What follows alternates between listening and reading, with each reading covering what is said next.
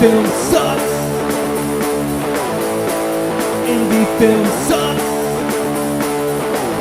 It's the Indie Film Sucks podcast. Yeah.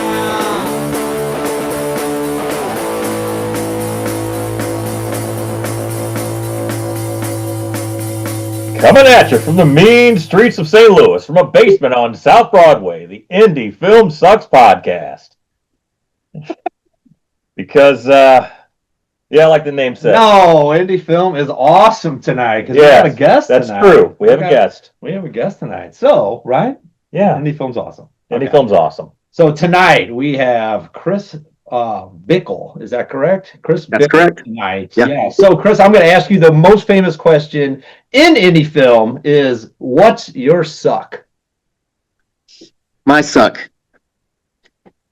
Well, I guess it has to do with money, but that's part of it. So what sucks is that I don't really have the money to hire anyone for the crew. So I end up on my films, I have to write, produce, direct, shoot, light, edit, everything. And so if I had enough money to at least hire someone to shoot it, or just to take any one of those hats off of my head, that would be good. That's my suck, is just not having the money to pay other people to do the jobs that I have to do.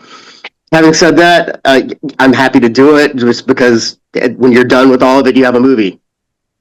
So I'm not complaining. And I absolutely get that. I'm a writer-director. If I can avoid it, I try not to shoot any of my own films. What I've run into is that if you are looking through that viewfinder, trying to keep people in the frame and in focus, you're not paying attention to their performance. Or if you switch into that director mode and you're paying attention to the emotion of the scene, then all of a sudden the image goes soft because you're not paying attention to that. Exactly. So it's difficult to pay attention to all these things at once. So if I, had a wish, it would be that I had enough money to pay someone to shoot these things for me. And I'm working on a new project right now, and I'm hoping that by the time we get to the shooting stage of it, that I'll have somebody that can do that. That's the one thing I just need that off of my plate. No, I think that sums up independent filmmaking right there, right? It's the passion, it's the drive, it's the you don't want to do it, but yet you still do it and you still produce some stuff. And if you did that on your last film, very impressive, because couldn't tell. I mean, I saw your credits and I saw how many times your name was in there. But... Yeah, it's fun. I don't mean to cut you off, but sure. Like when I have all those credits on my name, it's not because I'm a megalomaniac. Yeah. It's because I literally just didn't have anyone else to do the jobs. But like I said, I'm not complaining, because I could either complain about it and bemoan it and not have a movie, or I could just step up and do everything and have a movie at the end of the day. And I'd rather have the movie, because I mean, when you say indie film sucks, like, it really does when you're in the trenches. Like I'm sure and everyone watching this knows, if they make a film, it's really, really difficult, and you want to pull all your hair out, and it could be miserable. But when you finally have that thing done and you sit in a theater and show it to people, and they all like laugh in the right places and scream in the right places and clap their hands at the end of it, then it was all totally worth it. Yeah, and what's beautiful is you made a movie in South Carolina where you did a heck of a lot of work on it that 2 guys in St. Louis, 3 guys in St. Louis got to see, because we connected, and now we're talking to you. So it's amazing, right? Yeah. I read a review of the movie a couple of days ago, and it was a really beautiful, thoughtful review, but I couldn't read it in its native language. I had to Google translate it, and I just thought that was so cool that someone that I can't even understand their language, and they're writing about my movie. So to me, piracy is a big thing for indie filmmakers. I've made 3 movies so far, and all 3 of them have been pirated, and as soon as it hits the torrents, like you just see like your numbers just hit rock bottom, like the instant it goes up. But the one piece of piracy that has been really endearing to me is when the Russians pirate your movie, they dub it over into Russian. And so I should be mad about it, but I'm not, because I'm so flattered that somebody took the time not only to translate the thing, but to sit there with a microphone, and they have like one guy does all the male voices and one girl does all the female voices, and they dub your entire movie. And I'm really flattered by that. I made this dinky movie for $20,000 in South Carolina, and then some pair of Russians sat there with microphones overdubbing it. Yeah, that's cool. The silver lining, I suppose, if you're going to look at it from that side point. I mean, I like your attitude on it, though. That is a certain level of success. You can't deny that. Of course. Yeah, I can't complain about it, and piracy there's nothing you can do about it, and No. You should maybe be thankful that somebody cares enough to watch it. That I try to look at it that way, that enough people cared about it that somebody said, "Oh, like let me share this with a million people." And yeah, and we look at it, the fact is it cost us more than the movie was made in order to fight it, and it's just not worth it. And right, sometimes we high five each other and go, "Hey, made it to Denmark. That's pretty cool." yeah. Like I mentioned before, though, I do see where because our movie we're on 2 streaming services. We're on Night Flight, which is where we premiered it, which has been really great for us. And then, of course, we're on Amazon, because everybody just gets on Amazon. And if you don't have an aggregator, that's like the one place where you can get on. But those Amazon numbers, like the day I saw that it hit the torrents, the numbers just like stopped. You can see it like almost in real time, where your income just ends. But luckily we crowdfunded all 3 of the movies I did, so we paid for the movies. So I'm not complaining about lost revenue. It'd hurt a lot more if I couldn't pay to make the next movie because I'd lost the revenue. But we do okay with crowdfunding. No, I think that's awesome. Hey, I'm going to throw something out at you that you wrote on IMDb that says you describe your movies as punk rock demo tapes. So I know you got a background in the punk scene, right? Yeah. So you got bands, different things like that. You still doing the bands? No, anything I do musically just goes into the movies. So I still do a lot of music stuff, but I just put all that stuff into movies. But yeah, that's where I came out of, punk rock. I played in a few different bands over the years, and that's really where I learned how to do stuff cheap. Being able to put out do recordings, release records on my own label, put out zines, book tours, book shows for other bands, really building a network and a community. And I feel like all that stuff has just sort of been applicable to the indie film scene, and being able to find my people, and whether it's people in the production side of like finding actors that are willing to work relatively cheap, or distributors that sort of are more underground distributors, because we do physical media for all of our movies, and so we found people that'll take like 10 copies of the movie, because the most recent movie was sort of based around record stores. We reached out to a lot of record stores across the country, and not only did a lot of those stores donate money to our crowdfunding campaign, but then they took copies of the movie, so we have the movie as in a bunch of stores. So you just sort of build a grassroots network like that, and all that comes out of punk rock. When I say the movies are punk rock demo tapes, it's like a demo tape in the sense that, like, a demo tape is not like a big record label release. It's got rough edges. My movies have rough edges. I would like them to have less rough edges as I get better at it. But for the kind of people that can appreciate a punk rock demo tape, they can appreciate a movie that's like not necessarily lit really well, or has some dodgy acting or editing, or it's not the $1 million special effects.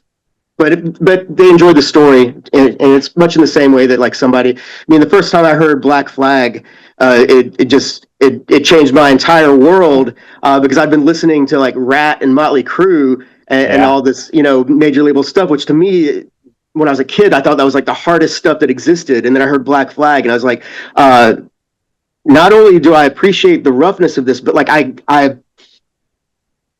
feel like I have an affinity for what's being said in the lyrics. Like, because Rat's singing about like getting laid and all this stuff, which I wasn't. And Black Flag is singing about just how depressed I am, and I was like, oh yeah, these are my guys. So you find your people. I think the movies that I've done, we've found our people, and so I'm very appreciative of that. No, I think that's. Go ahead, Chris. There's a lot of crossover between indie film and indie music.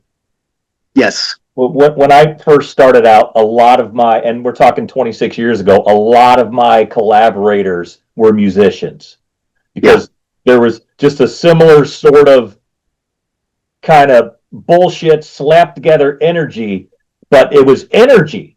It was definite energy and excitement that you didn't get out of like the commercial side of things. Yes. With the commercial side of things, it's like, well, if we don't have these HMIs and we don't have this and we don't have that, then we can't make this production. And then with the indie, like the true indie side of things, it's like, man, we're going to get some fucking clam blamps and we're just going to make this shit happen with whatever we have. And yeah, you just go out and do it. Rock energy. Yeah, and I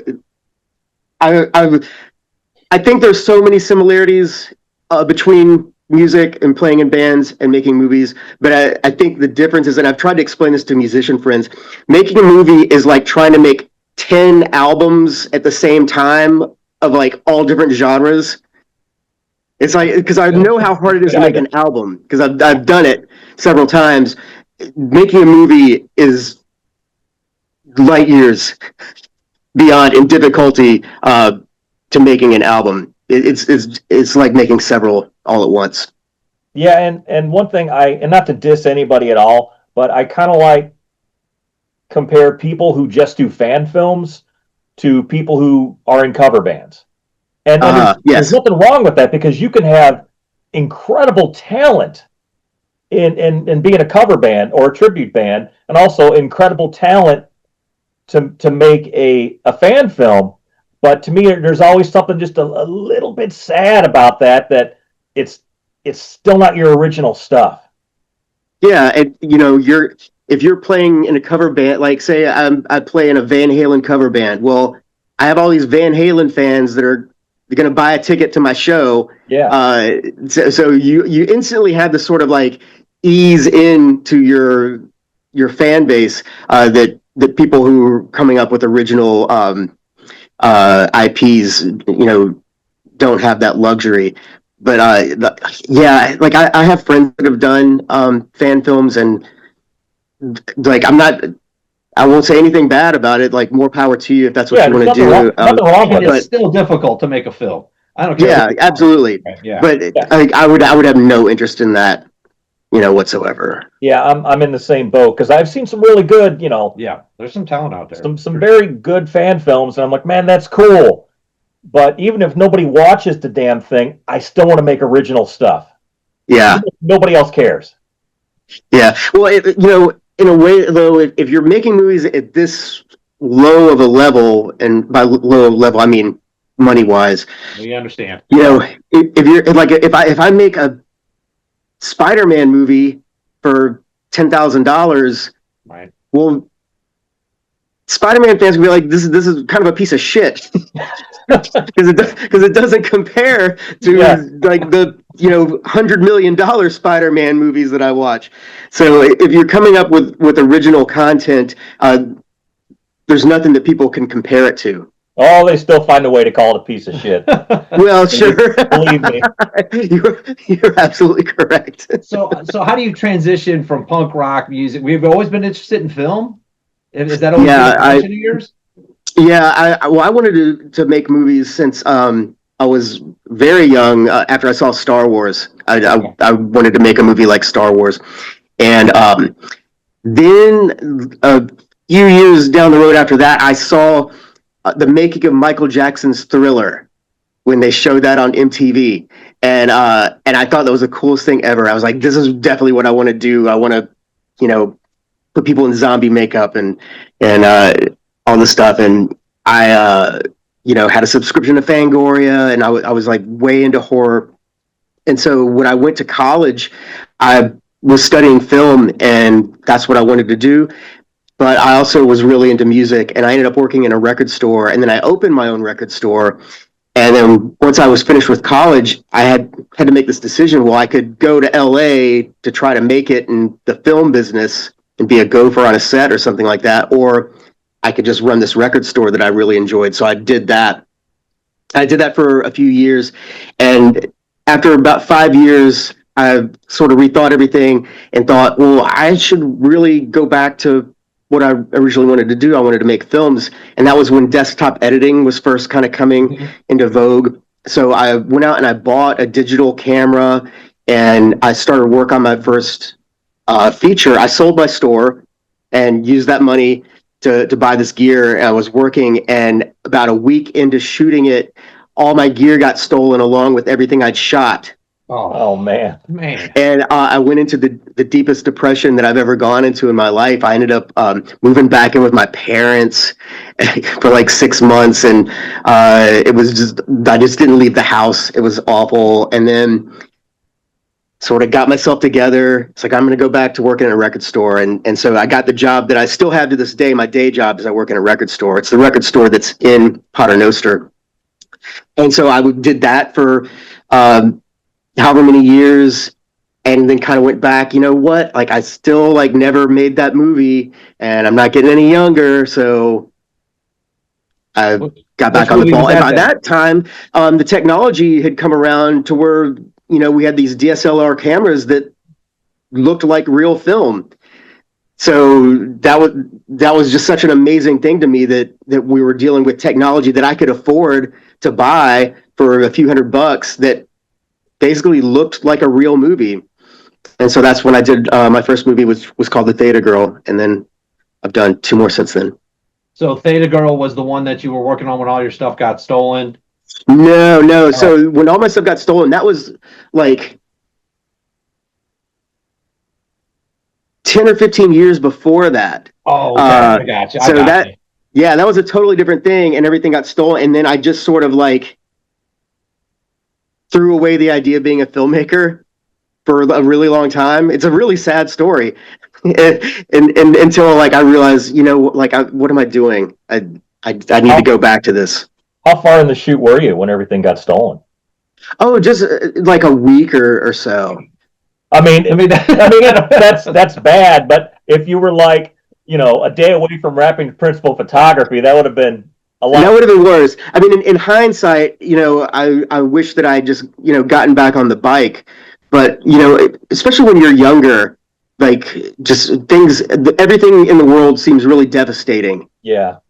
And that just seemed so devastating to me that is, man. That is a tough blow. It is. Yeah. But now you look back and go, man, I had nothing but time back then.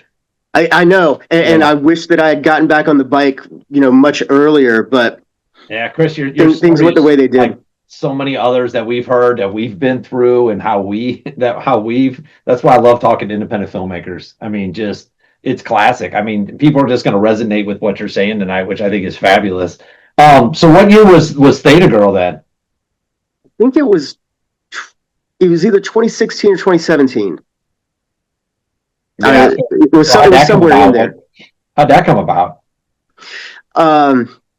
Well, a guy I know here in town is a guy named Tommy Faircloth, and he's made a few horror movies that were really good. And I was talking to him, and I was like, "Well, how much did it cost you to do that?" And he told it was like $8,000. I was like, "Are you kidding me? You made a movie that looks like a movie, and it cost $8,000? Like, that is possible?" And he's like, "Yeah." So then I started thinking, and then I had a guy who was a friend of mine, was a screenwriter, and he had some difficulty. He pitched all these scripts to Hollywood, and they kind of got so far, but then they would stall out like right before Mhm. like the last gate he had to crawl through.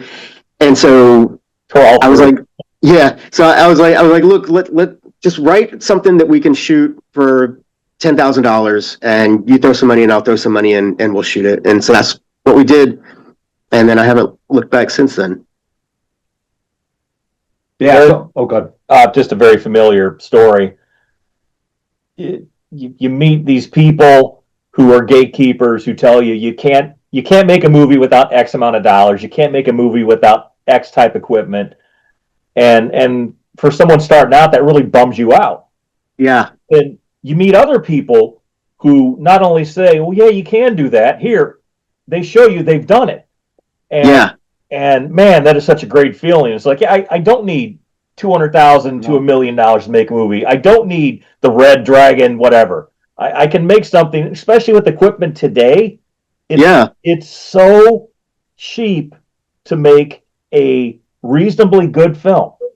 It really is. I 100% agree with you. I mean, you could do it on your phone. I mean, everybody is a cliche now, like, oh, make it on your phone, but you totally can. I haven't shot a movie on a phone, but I could. It wouldn't really be that much of a difference in quality for I shoot on a Black Magic. You know, it just this much of a difference. Yeah. In quality. But I also look at the experience level, and we always talk about that, right? Why, if somebody hands me $200,000 and I don't know how to make a film, and I've never put a film together, I don't know if that's going to be the best spent $200,000. So why not make a $10,000 film, right? Process is the same. Everything's the same. You just have some more bells and whistles with more money, right? More things you can do with more money, like you kind of said, hiring a crew, that kind of stuff. Yeah, and you know, I'm glad I didn't have more than $10,000 on the first movie because I had no idea what I was doing. I mean, I made the movie to learn how to make a movie, and then I made a second movie to try to improve on that, and the third movie, and I still don't totally know what I'm doing, but each one has gotten better. Yeah, no. I mean, you know, I guess nobody ever does, but you know, if you're paying attention to what you're doing and you can recognize your mistakes and learn from them, then you get a little bit better each time. So yeah, I feel much more comfortable now if say, so this is, I mean, it's kind of funny if I said like, oh, if I had $50,000 to make a movie, which is still nothing, but to me it would be like doubling my budget from the last movie. But I feel more confident now in spending $50,000 on a movie because I somewhat know what I'm doing with it. But you also know where to put the money. Like you said, the crew, right? You see the value behind hiring somebody to take something off your plate in order to get your vision across. Right. Better. Yeah, and that's totally where I would put the money. You know, hiring a really good DP and a really good sound person. You know, I'm adept at fixing things just because of all the mistakes I made. Like, I mean, the last movie, there was just so many sound issues, but I learned how to fix everything, or mostly. Mm-hmm. And then of course, like now, like Resolve and Premiere, like have, you know, these like built-in AI things that like are just like magic as far as cleaning up your sound. And you know, I didn't have those on the first two movies, but I definitely learned how to use them on the third one. So your second movie was Bad Girls? Is that what I'm looking at here? So how far between your first and second movie? I'm always interested in when you decided to dive in again. It's been about 2 years between movies. And that's mostly because I work 40 hours a week at a day job. So it takes me a certain amount of time to write the script. You know, I can't just sit down and knock it out in a couple weeks because, you know, there's some days you get home from work and you're tired and you don't feel like writing and what have you. And then the way we have to shoot things, I can't just like block out, you know, 15 days to shoot a movie. I have to shoot on weekends. So the production schedule it's going to be like 2 or 3 months of weekends, and we do things like that. So it takes a lot longer to get through them. But I'm making a movie about every 2 years. No, that's impressive for sure. So talk. I mean, I would really want to talk about what you want to talk about, but I want to dive into Pater a little bit. Okay. Well, I will go back to because you mentioned Bad Girls. That Yeah. was my second movie. The lesson that I learned there is when you're making these like tiny little movies. So my first movie was a horror movie. Then my second movie was kind of like a girl gang road movie.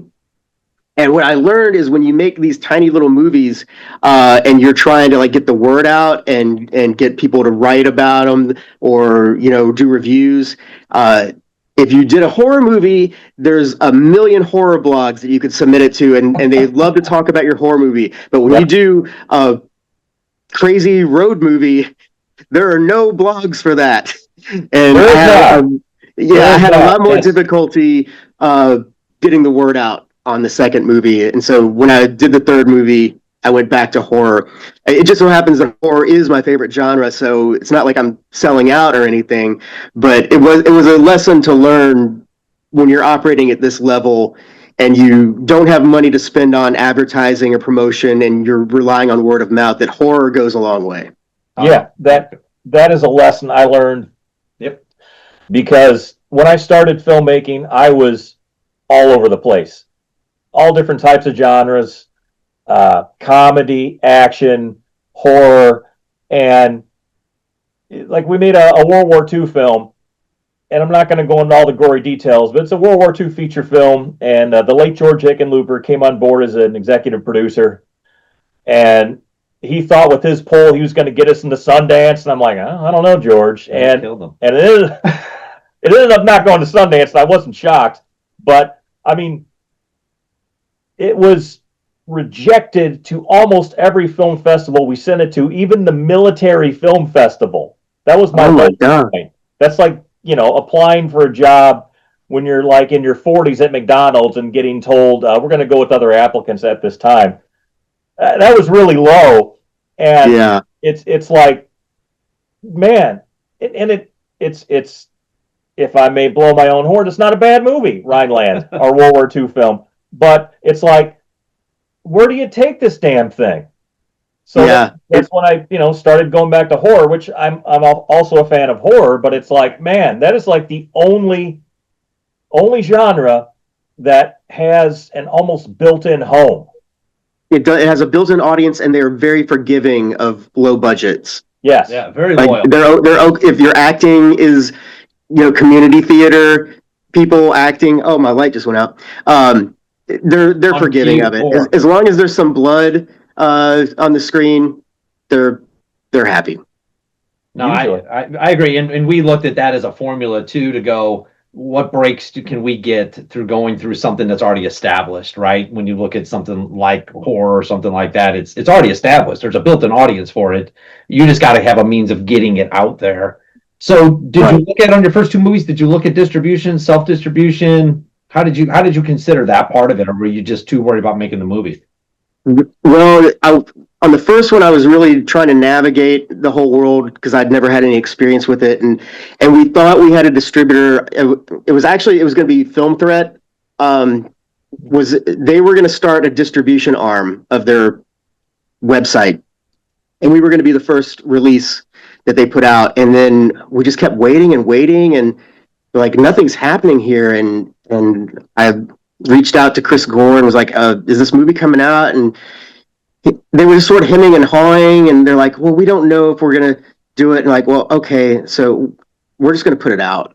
And so he's like, well, you can slap the name Film Threat on there. You can have our name if it helps you at all. I was like, you know what, I will. So we stuck Film Threat on there, but even though they had really nothing to do with it, I guess it was nice of them to lend us their name so that we looked like we had some legitimacy. But so we just did it ourselves. And as I got more into the indie film world and talking to other filmmakers, just the story that I heard over and over and over was, well, all these distributors are ripoffs. Like, nobody ever sees a dime from anything. And maybe part of it is also just coming out of the punk rock background where I'm just so anti-authoritarian. But I was like, you know what? I don't need a distributor. Like, they're just here to rip me off. So I've done self-distribution ever since, and it's been difficult as far as getting into streaming. We actually do really great with physical media, just because sort of cultivated enough of a fan base that we have a certain amount of people that are going to buy our Blu-rays when we put them out, and you do so much. Blu-rays are fairly lucrative because you're like tripling your investment to sell a Blu-ray as opposed to streaming, which you'd be lucky to get like 3 cents for someone watching your movie. But it's been difficult for us because we haven't really dealt with an aggregator. And I tried to get an aggregator on Potter Noster. I reached out to Film Hub, and our movie was going through QC with Film Hub, and it got to the end credits. And in the end credits of our movie, all of the record stores that donated to our crowdfunding, we put their logos in the end credits. And there's like 40 record stores, like just their logos like come up on screen like very quickly. Yeah. Well, Film Hub during their QC, they're like, "Oh, you can't have this. This is considered advertising, and most of the streaming sites won't allow your movie if it contains advertisements. So you need to take that out." And no, I'm not taking it out. It's like I promised these record stores that their logos would be in the movie, and also it's part of the movie. So yeah, no, it fits the theme for sure. I sort of shot myself in the foot with that, but I made a principled stand that I wasn't removing any of that from the movie, and so as a result, Amazon is the one place that'll take anything. Although they might have tightened that up some recently, as I've heard from some other filmmakers. And then Night Flight, who's been super cool to us, they're a smaller streaming site, but they picked up Bad Girls when that came out, and it did really well for them. And so they reached out to me even before Potter Noster was finished, and they're like, "We want your next movie." And so I gave them an exclusive. So they had like a 1-month exclusive on that, and we did really well with it because Night Flight is such a niche streaming site that basically it's just like a lot of cult movies. So the audience that they have built in was sort of the audience that responded to my film. So when we came out of the gate, we got all these really good reviews because it was people that already were attuned to that sort of thing. So if we'd come out of the gate on, Tubi or something, there probably would have been a lot more negative reviews because people would have been expecting one thing and then got this thing, and they're like, "Oh, this looks like a piece of shit." And so we've been really lucky to have our relationship with Night Flight. They're a super cool streaming site. So besides the back end of when you were talking about doing what's the aggregator? I apologize. Film Hub. Did you feel like that was an easy experience for you? Like it's something that was formidable? Like you thought you had an outlet? I get the QC problem at the end or the advertising thing, but what did you think about the process? Well, I guess I didn't get through it enough to know. I would try them again. It kind of got shut down, yeah. So with the next movie, like lessons learned. Like I probably won't do that again, but I'll give them another shot with the next one and see. Because I mean, it'd be nice to get on Tubi and I don't know, all these other channels. Yeah, whatever. Yeah, where else? Yeah, it's just another avenue, I think, just for independent filmmakers to have that aggregation. So I think it's good. So I wish you well on that. We haven't tried it yet with our films yet for self-distribution. Yeah. We've thought it, we've considered it. So we haven't. So what have you guys done as far as distributing your films, particularly in regards to streaming? Well, we went through. I've made 7 features. My first one, which is near and dear to my heart, it's best left where it is, which is unreleased. The subsequent films, the World War II film, that went out through a traditional distributor, and it was streamed. And I think on that film made back $800 out of $35,000. Wow. So not great. That's the story that I've heard so often. Sort of avoided distributors. Yeah. Learning process for sure. I mean, this is, we're listening to what people are telling us, It's the same Yeah. sad story. and you got to experience it and to go, okay, can't do that again. Then a third film, we decided to go total self-distro. This was before streaming. Okay. So that, because the budget was so low, actually made a small profit. But I've got, I don't know, about 1,000 DVDs half-lifing away in my basement here. Yeah. So Give our guests we should. a copy of the DVD. And the fourth film also went through a traditional distributor and probably made back $8,000 out of 24, which Okay. isn't terrible. Yeah. Then the next two features, one was a straight up documentary and the other was another mockumentary. We did not release anywhere ever. We essentially just sat on them. We're still sitting on them, and are considering taking them to an aggregator at this point. And then Yeah. the last feature, we were completely against distribution, having gone through terrible experiences, having had to get lawyers involved, to get third parties who had unlawfully streaming our film, had to rattle sabers against them. But we met a guy at a festival, and he seemed like a pretty stand-up guy. His name is Jerome Kershaw of Lionheart Entertainment, and we've released our last film through him, and have no idea how it's doing, but he's very responsive to our emails, which is the complete opposite of every other distributor. So I mean, just Yeah. the term is there for us. So we just said, hey, we're not going to play the game anymore. And then we were like, hey, if we find a distributor that will do this. yeah, it's like if we find someone who'll give us a 2-year term, Yep. and he did, and there was no point in going after an MG, because the thing with an MG is that's all the money you're probably going to see. That's all the money you will ever see. Yeah. That's the story I hear over and over and over. Yeah, I mean, and unless it's enough money that's going to cover the cost of your budget, and for small fries like us, that's never going to be the case.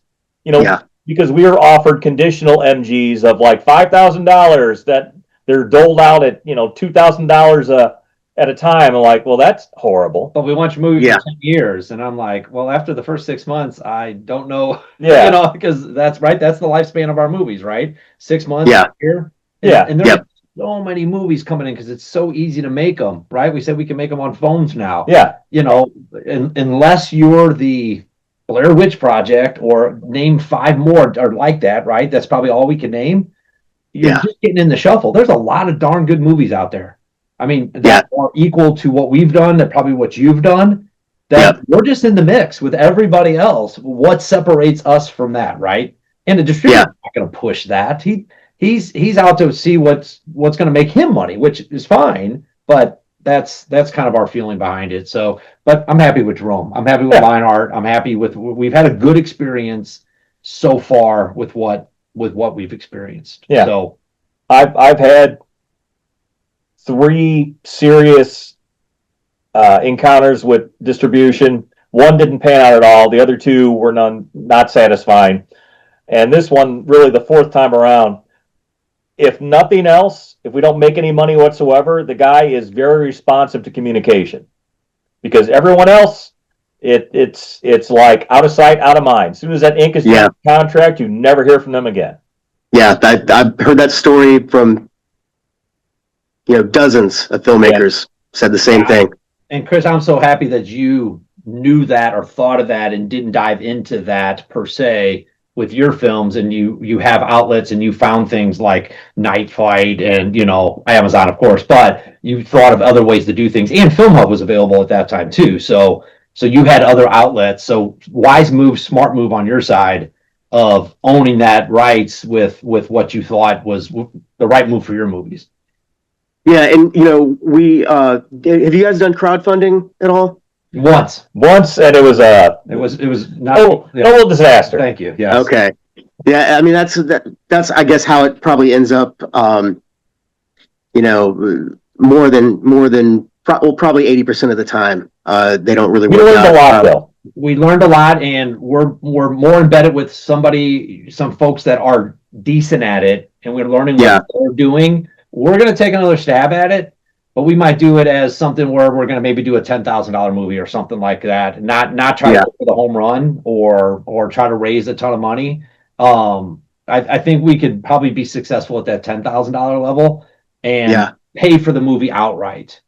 So that's our goal, and I think we'll bring on a producer that is pretty good at crowdfunding. But honestly, he's dedicated his life to it, and he's dedicating now a lot of his life to just getting the money he's doing, trying to fund his next film. So I think if you can do crowdfunding and you can make it work, so that's what I've done for all three of my movies. So basically, my movie is paid for up front, so I don't have to worry so much if it doesn't do well on streaming or what have you. Like it's made its money. I mean, obviously, you want to make more money so you can have like a nest egg set aside for the next thing that you do.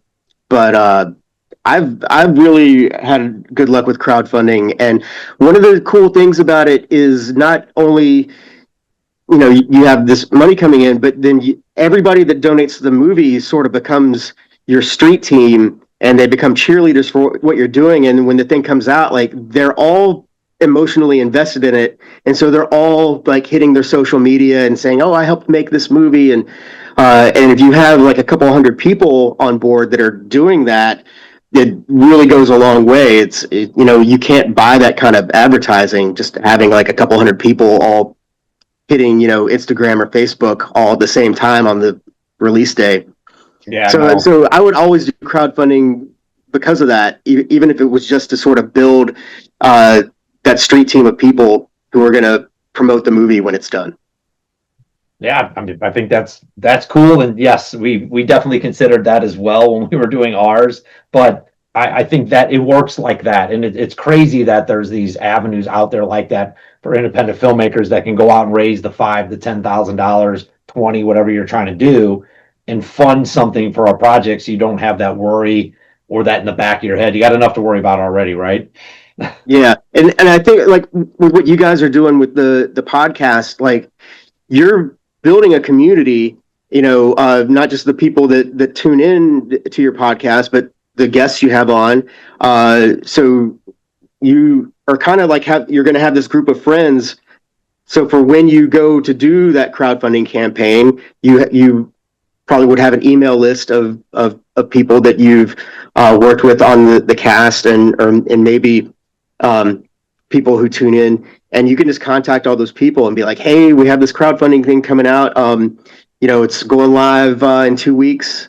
Be sure to check it out." And having a bunch of people that will like kick into it on the first day really helps, because then other people look at it and be like, "Oh, what's going on here? Like this, there must be something to this. This isn't some yahoos.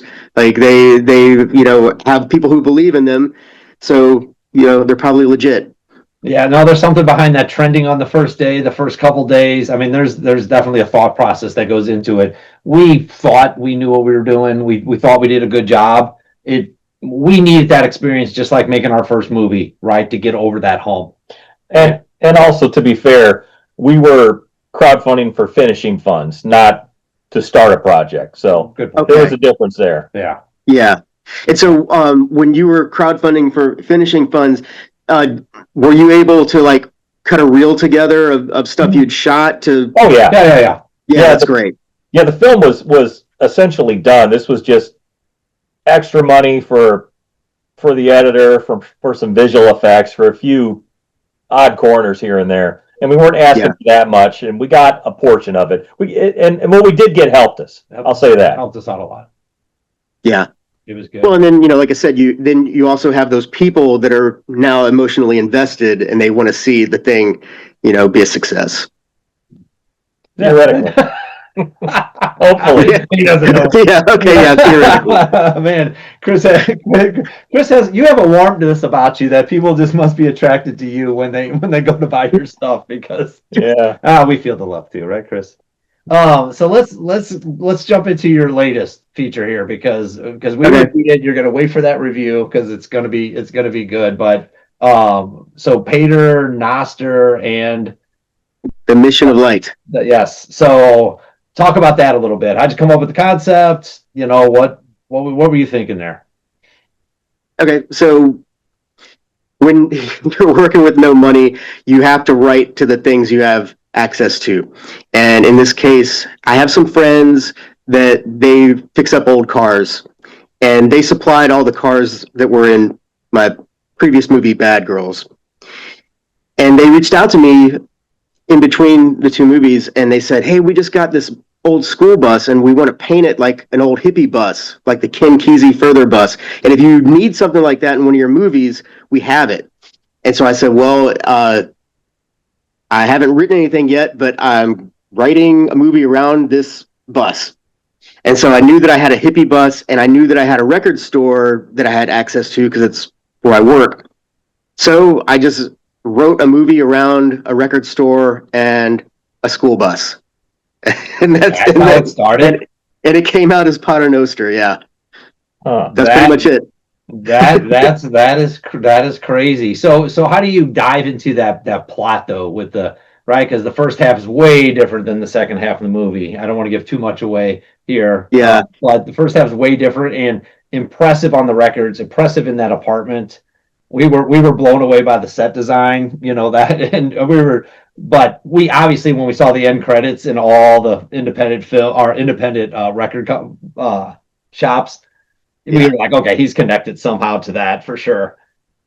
Yeah, and so I knew that at some point in my life I wanted to do a movie that was a love letter to working in record stores, just because I have worked in a record store my whole life, and I think that it's an underrepresented niche because there's High Fidelity and Empire Records, and then maybe like one other, but that's like all the movies there are about people working in record stores. Yeah. So I thought that it would have an appeal. If nothing else, it would appeal to other people that have had this job or who were record collectors. So I'm also a really big fan of movies with extreme tonal shifts, like the movie Audition, where like the first half of it is like a romantic comedy and then it goes completely off the rails into like this crazy horror. So I just thought the first movie would be like this kind of fun hangout, like slightly comedic, just getting to know some people who are record nerds. And then the back half of it was going to be, I knew that I wanted it to be about a hippie cult. I've been obsessed by this cult called the Source Family that were in California in like the late 60s and early 70s. They ran a chain of health food stores, and they also had a band that put out records. And they were just like real super freaky. And so I kind of loosely based my cult off of them, but also a little bit off the Manson family and a little bit off of Timothy Leary and a little bit off of this cult called the Process Church. So I just threw it all like into a mix, and I knew that it had to have like some just really over the top gore stuff. You know what I was impressed with really was your FX guy. I mean, Yeah, I thought, man, we were like just that budget alone. Yeah. Look up how much. Obviously, we try to look up how much if you disclose it, how much each movie costs.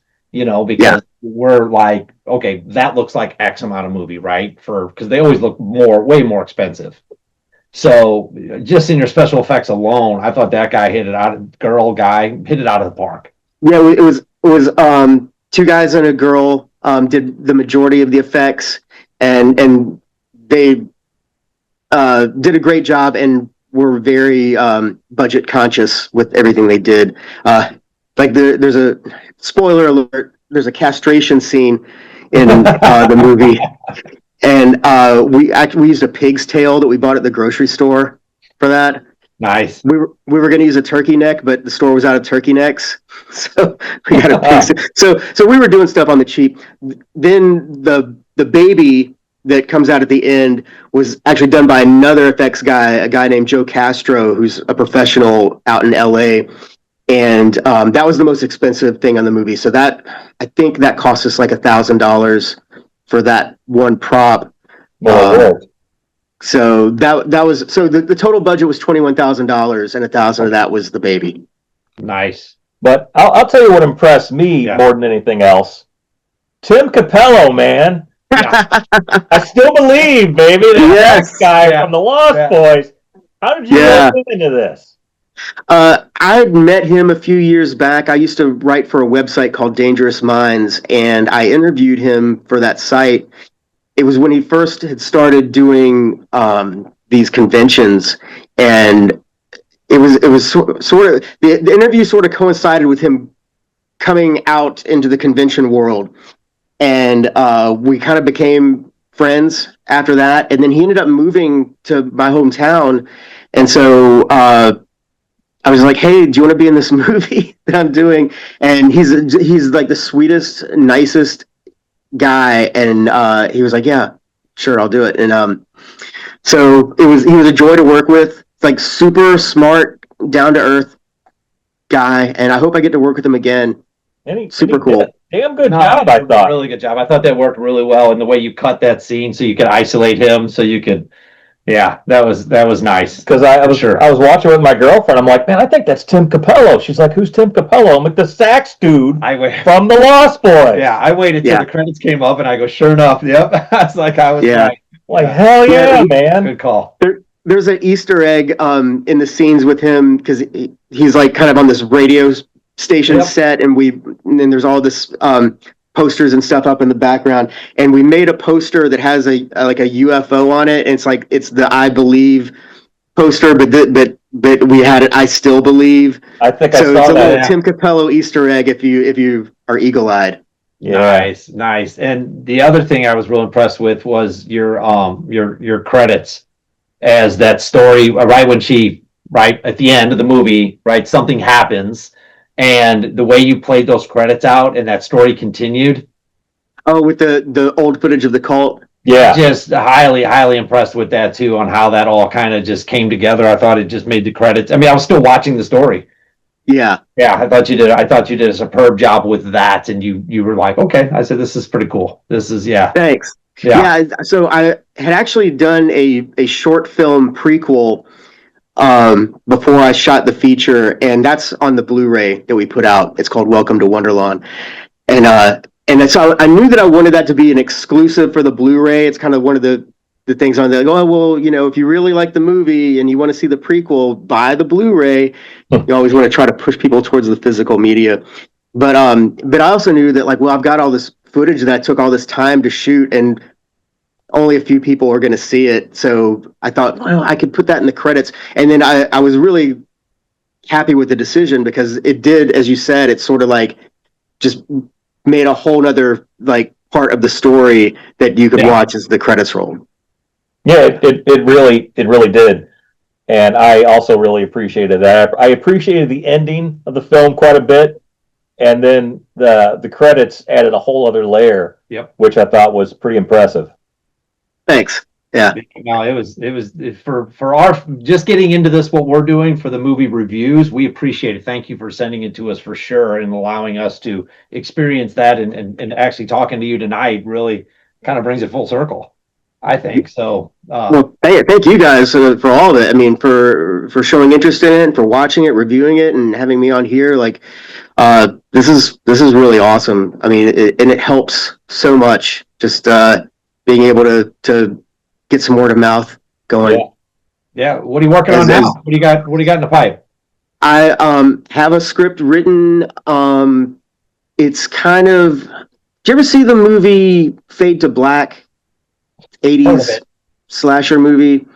It's a movie. It's about a guy who is he's obsessed with classic Hollywood movies, and then he meets this girl who looks exactly like Marilyn Monroe, and he falls in love with her, but he's also just like this creepy nerd, and he ends up killing all these people. And the gimmick of the movie is that he dresses up as these classic Hollywood characters. Like he dresses up as Dracula in one scene, and there's another scene where he dresses up as the Mummy.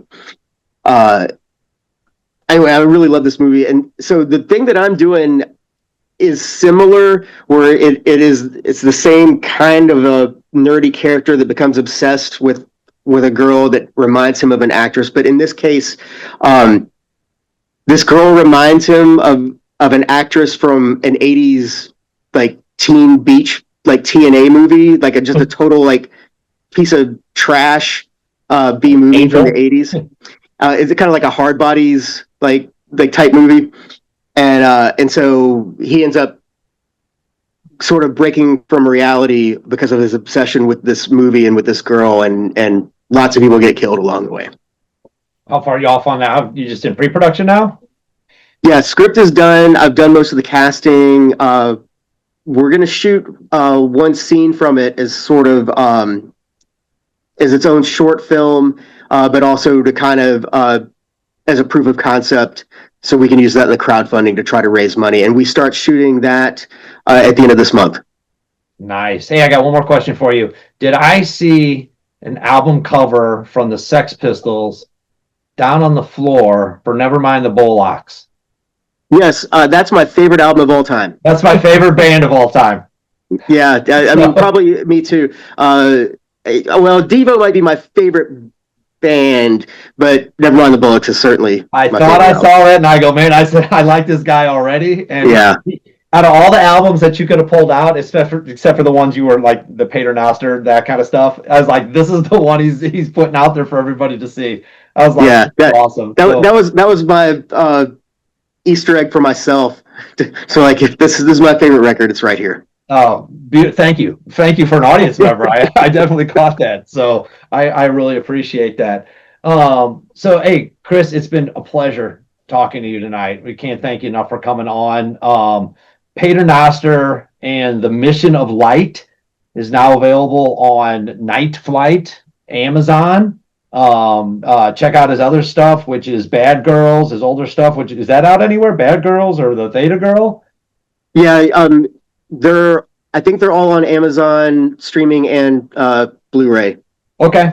Yeah, check it out. Go to his IMDb page. Anything else you want to plug tonight?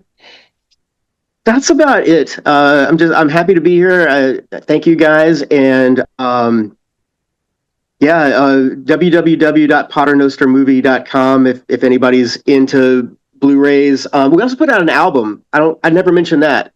So the record that's in the movie is actually a real record that you can buy. It's a double album, and so we sell that on our website as well. Oh, awesome! Yeah, so check out his website. You know what I like to say, Chris? It's the trifecta of Chris's tonight. It is. That's right. Yeah. So you know what I like to say? What's that? I like to say we learned a lot tonight. Yeah. You know what we learned about? We learned about the highs, the lows, and the in-betweens.